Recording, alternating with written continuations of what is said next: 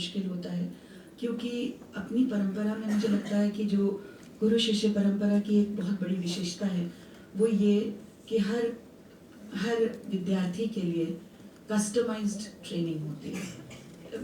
ज़रूर पद्धति भी होती है हर गुरु की, लेकिन उसमें हम क्यों जाते हैं गुरु के पास, उनके सन्मुख बैठ के क्यों हम उनसे शिक्षा लेते हैं?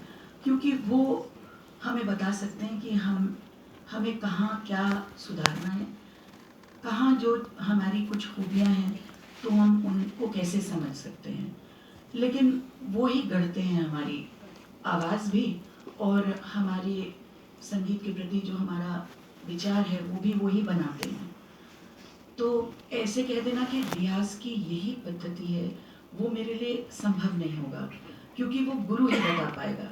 लेकिन एक चीज़ ज़रूर कह सकती हूँ, और वो अनुभव से भी कह सकती हूँ, और मुझे लगता है वो सबके लिए ऐसी कोई चीज़ नहीं है जिसके लिए सब कहेंगे कि नहीं ऐसा नहीं है।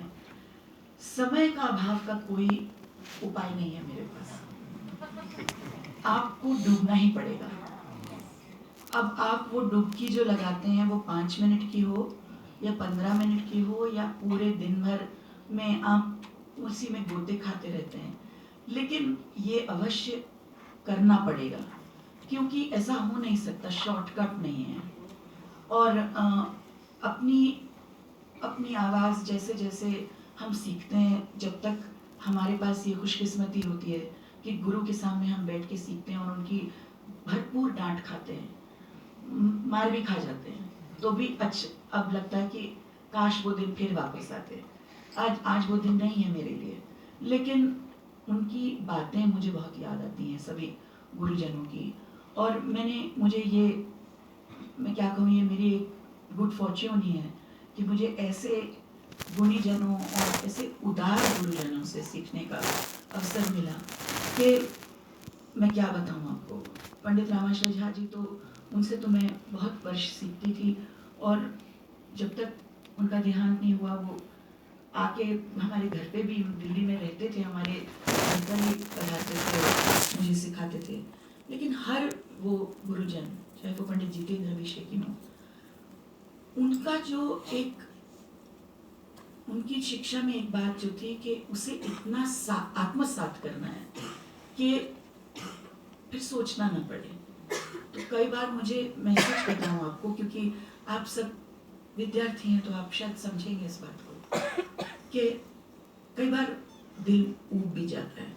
ऐसा नहीं कि मन नहीं करता कि कुछ और गाएं हम। जैसे सुधीर भी, साक्षी, उन्होंने भी सीखा है पंडित जितेंद्र अभिषेकी जी से। वो हमें बार बार बार, मतलब मैं आपको कितनी बार बताऊँ, 100 बार वही बंदिश बार बार बार बार कराते थे। और मुझे उस ज़माने में बहुत जल्दी याद होता था, तो मुझे लगता था मुझे तो याद हो गया, मुझे क्यों बार बार कराना है, आगे कब कुछ बताएंगे, आगे कब कुछ बताएंगे।